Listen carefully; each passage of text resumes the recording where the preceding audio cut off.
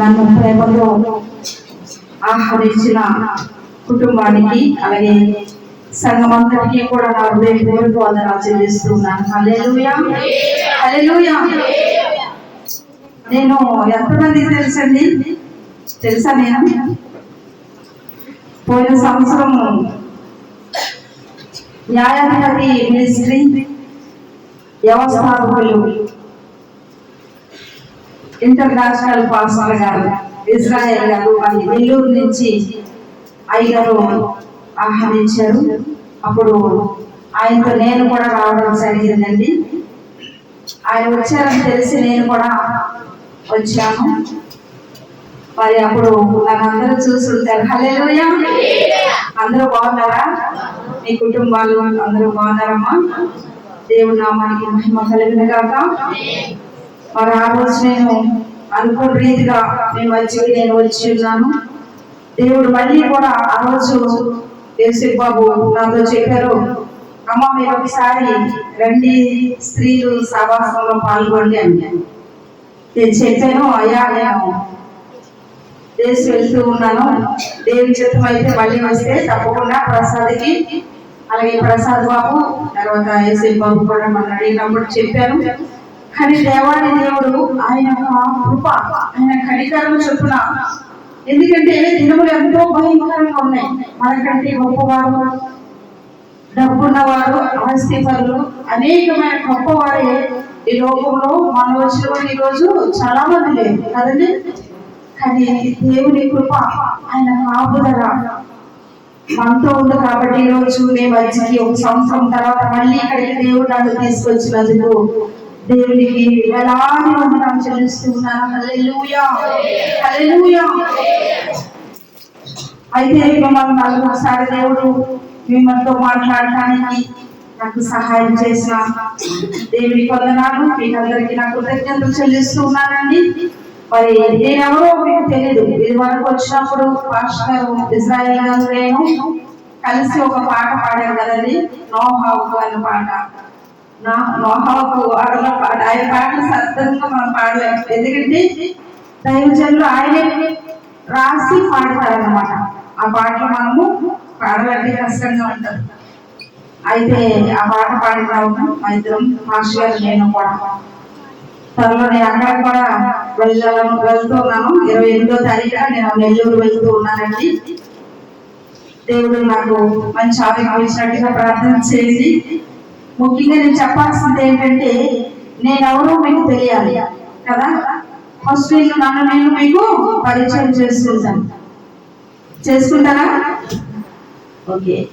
పాపం నిన్న క్రిస్మస్, ఈ నెలంతా కూడా మీరు చాలా పాపం దేవుని సన్నిధిలో బాగా నలిగిపోయి చాలా ప్రయాసపడి మరి ఎంతో పాపం ప్రయాసతో బాధతో ఎన్ని పనులు ఉన్నప్పటికీ నిన్న క్రిస్మస్ లో కూడా మీరు అంతా అలసిపోయినప్పటికీ కూడా ఈ రోజు మరి ఎంతో ప్రేమ కలిగి దేవుని మీద మీ ఆసక్తిని చూసినాక చాలా సంతోషంగా ఉంది.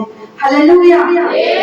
25 నేను జరిగిన క్రిస్మస్ ఈ రోజు 26వ తారీఖున కూడా మీరందరూ కూడా ఇక్కడ రావడం దేవుడికి మహిమ కలుగును గాక. దేవుడు మిమ్మల్ని దీవించిన గాక. హల్లెలూయా, హల్లెలూయా. నా పేరు రూత్ అండి, వారి విశాఖపట్నం. నాకు 3 బాబులు ఉన్నారు, 3 మగపిల్లలు.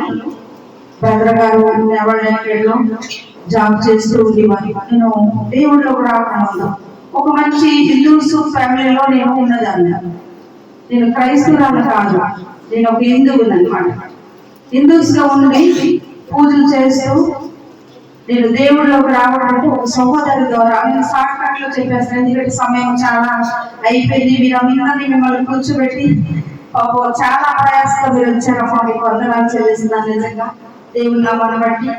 అయితే నేను ఒక సహోదరు ద్వారా, తులసి అని ఒక సహోదరి మా వీధిలో ఉండేది. ఆమె ఒక ఉన్నతమైన ఒక మంచి ఫ్యామిలీలో బాగా డబ్బున్నవారు. వాళ్ళకి 2 బాబులు ఉండే, నాకు 3 బాబులు. అయితే ఆవిడ పాపలు అనమాట, మంచి హిందూసు. ఆవిడ ఇంట్లో ఎవరు నమ్మకపోయినప్పటికీ ఆవిడ దేవుడిని తెలుసుకుందండి, యేసు ప్రభువు వారిని. ఆ రీతిగా ఆమె నాకు రోజు చెప్పేది, యేసు ప్రభుని తెలుసుకోమ్మా, యేసు ప్రభు నిజమైన దేవుడు, నువ్వు రాజ్యంలో ఉంటవాడు నమ్ముకో, ఇవన్నీ చేస్తావు, ఇవన్నీ పూజలు ఇవి నీకు మంచిది కాదని చెప్తే నేను రోజు చిరాకు పడేదాన్ని. ఏంటి ఇప్పుడు ఇలాంటివి చెప్తా ఉంది నాకు, నేనైతే నేను ఎప్పుడు పూజలు చేసేదాన్ని, నన్ను ఎందుకు ఇలా చెప్తా ఉన్నా, నేను నిజుకునేదాన్ని ఆవిడ. కానీ ఆవిడ నన్ను వదిలేది కాదు. ఏంటంటే దేవుని ప్రేమ ఆమెలో నేను ఒక దేవుని ప్రేమ చెప్పగా చెప్పగా చెప్పగా ఆవిడ అసలు వదలలేదు నన్ను. ఇంటికి వచ్చి బైబుల్ చూపించి కీర్తన గ్రంథం 103వ అధ్యాయము చూపించి చదివించి ప్రార్థన చేయించింది నాతో. అలాంటి పరిస్థితుల్లో ఫస్ట్ నేను దేవుళ్ళలోకి వచ్చిన తర్వాత కీర్తన గ్రంథము 103వ అధ్యాయము నేను చదివాను. ఆ రీతిగా ఆ సహోదరి నన్ను ఆ రీతిగా దేవుళ్ళలోకి తీసుకొచ్చిందండి. ఆ తర్వాత నేను అలా అలా దేవుళ్ళో వెళ్ళడం నేను తెలుసుకున్నాను. ఏంటంటే ఆవిడ దేవుని ప్రేమ, ఒక దైవజనుడు వచ్చారంటే ఇంట్లో ఏమున్నా కూడా మూటలు కట్టి వాళ్ళ అత్తగారు చూడకుండా ఆ దైవ సేవకులకు ఇచ్చేవి.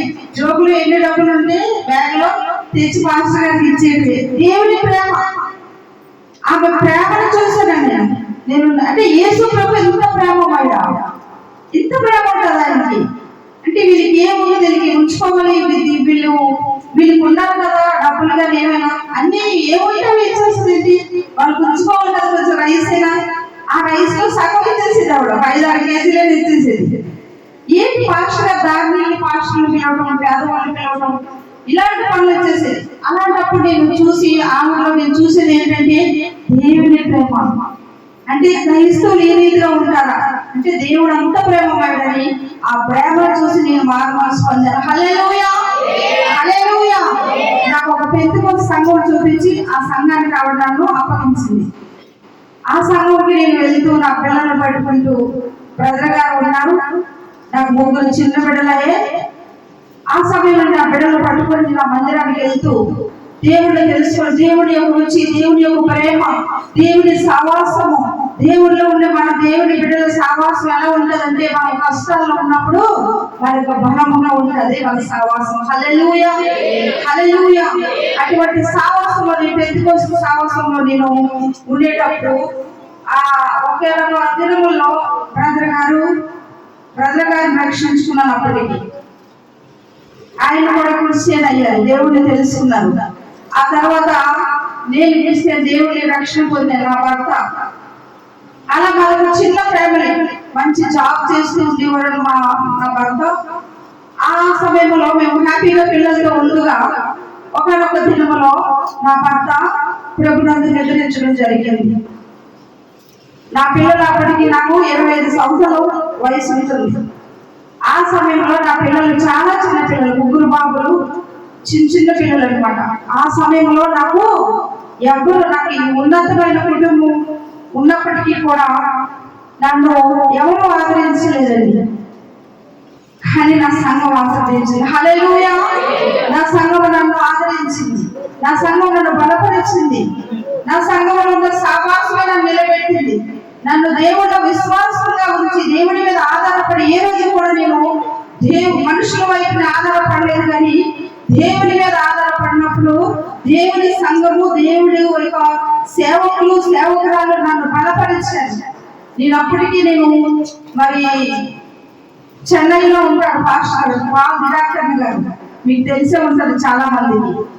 వారితో నాకు సావాసం ఉండేది. నేను దేవుళ్ళో కొత్తగా ఉన్నా, నేను సంఘానికి వెళ్తున్నా కూడా నేను ఆ యొక్క దైవజనులతో నాకు పరిచయం ఉండగా వాళ్ళకి లెటర్లు రాయడము, వాళ్ళ బుక్స్ పంపిస్తే చదవడము, పాస్టర్ అలా చేస్తూ ఉండేది. కానీ నాకు వాళ్ళ మీద నమ్మకం ఉండేది, వాళ్ళు ఏదైనా చెప్తే నాకు జరిగేది. ఆ రోజుల్లో నేను ఇలా బ్రదర్ గారు చనిపోయారు, అయ్యా నేనేం చేయాలి అన్నప్పుడు నేను ప్రార్థన చేస్తామమ్మా అని చెప్పారు. తర్వాత సంఘం అంతా కూడా వేడ్చారు.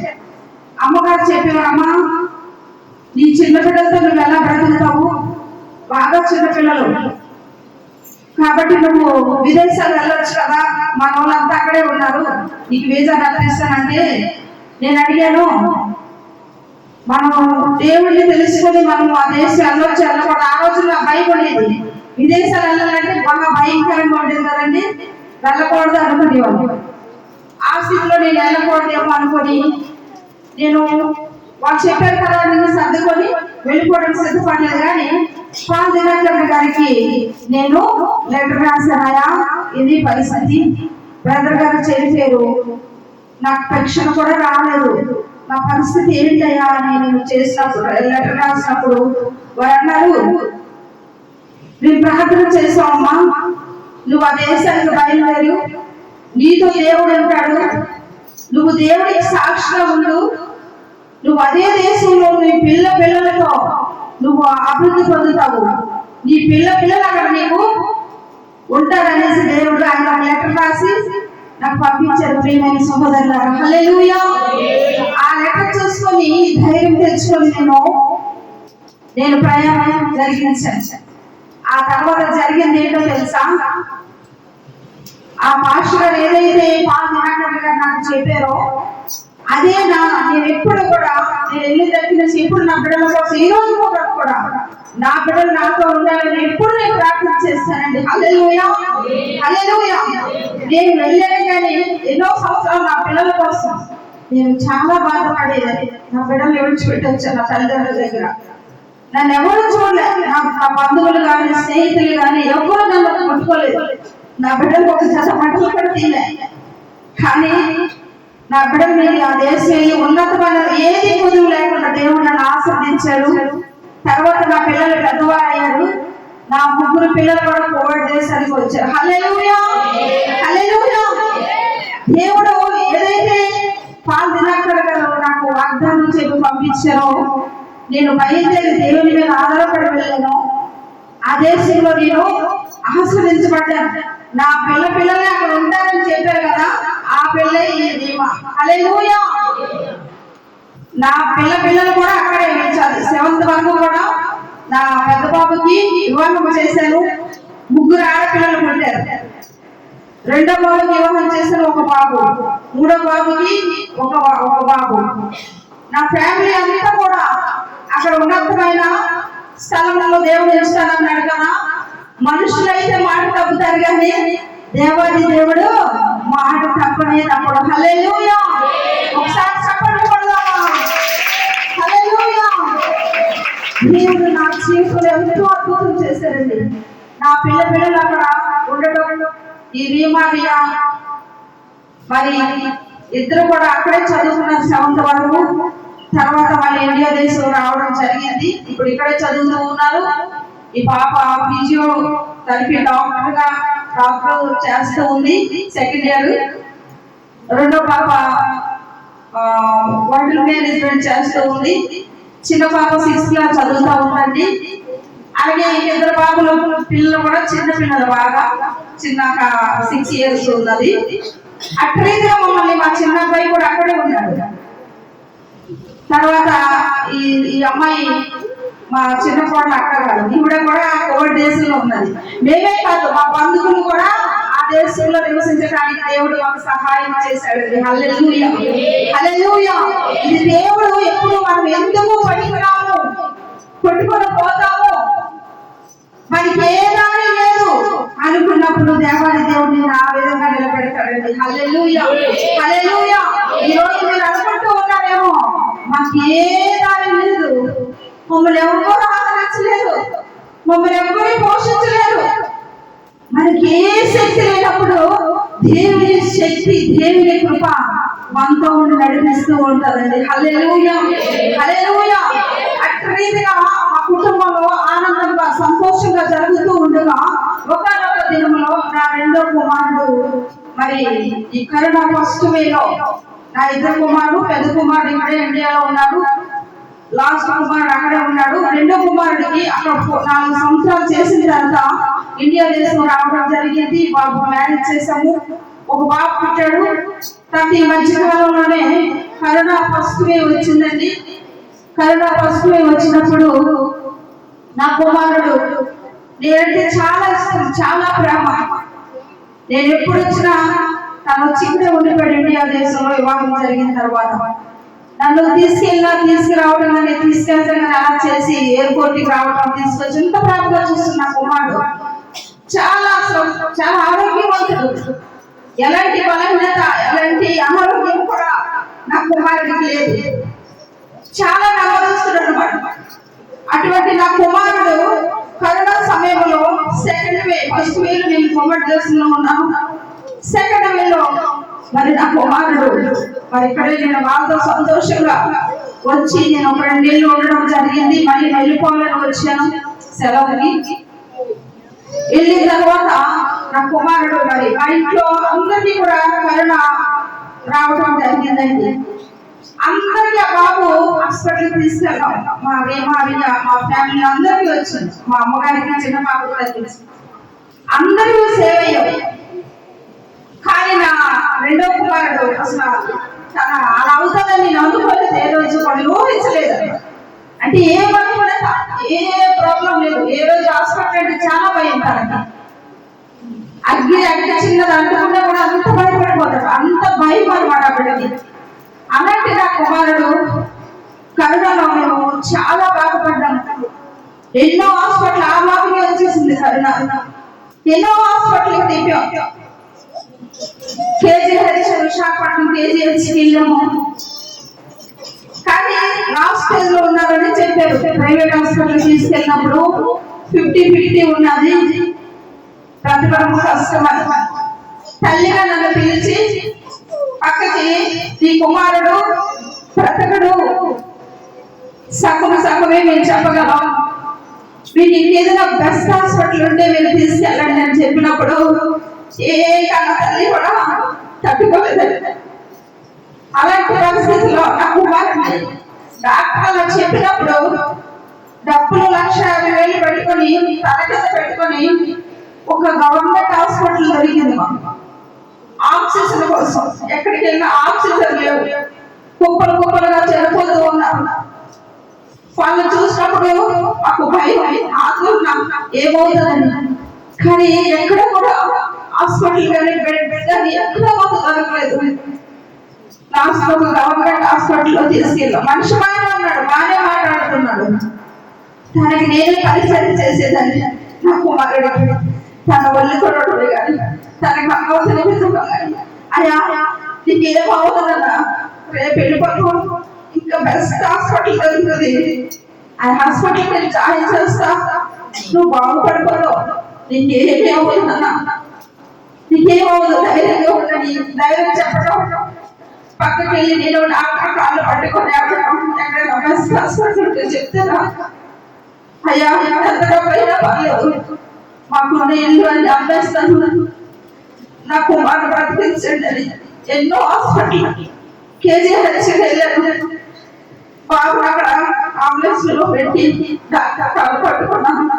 నా పెద్ద కొడుకు నేను, అయ్యా మీ కాళ్ళు పట్టుకుంటాను, నా కుమారుడు బ్రతికించండి అని. ఎక్కడ కూడా బెడసలేవు, ఎక్కడ బెడసలేవు.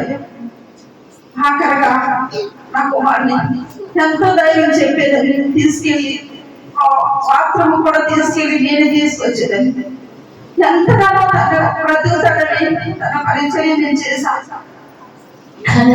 నా కుమారుడు ఆఖరిగా నా చేతుల ముందుగా కళ్ళు వేయడం జరిగిందండి. ప్రభు ఆయన పీల్చుకున్నాడు. చాలా మంచి బిడ్డ. ఆ బిడ్డతో నేను చాలా కృంగిపోయాను.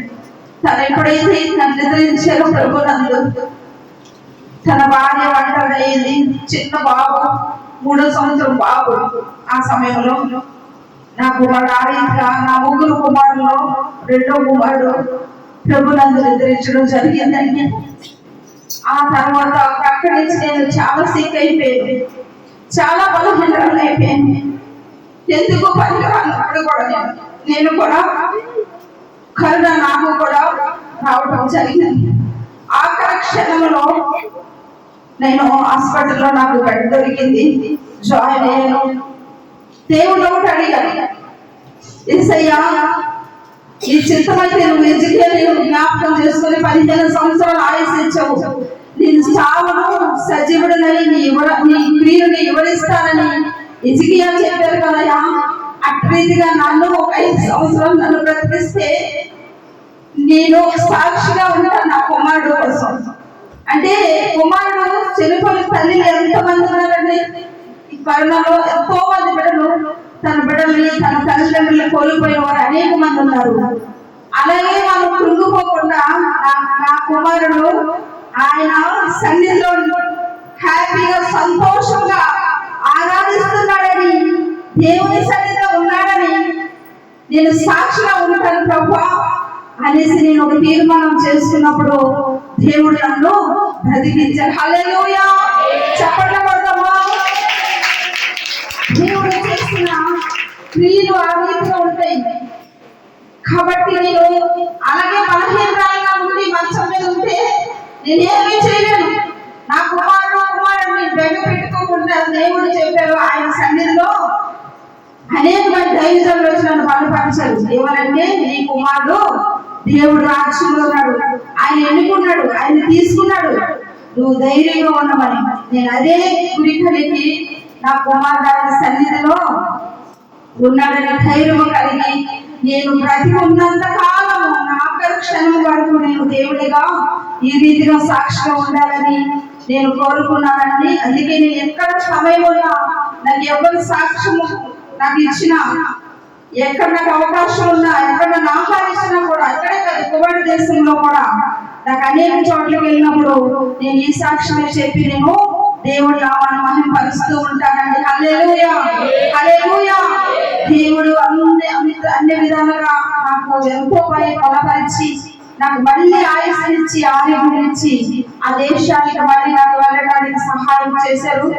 అసలు నేను వెళ్ళలేను అనుకున్న పరిస్థితుల్లో కృంగి నేను చెడిపోయిన ఒక సేవలో అయిపోయిన నన్ను దేవుడు మళ్ళీ ఆ దేశంలో నిలబెట్టారండి. హల్లెలూయా, హల్లెలూయా. దేవుడికి అసాధ్యమైనది ఏది లేదండి, సమస్తము సాధ్యమే. కాబట్టి దేవుడు నా జీవితంలో అంత అద్భుతం చేశారు. నా కుటుంబము నేను ఈ రీతిగా మన దేవుడి సన్నిధిలో వాడబడుతూ ఉన్నాము. అదండి నా సాక్ష్యము. ఇక మరి నేను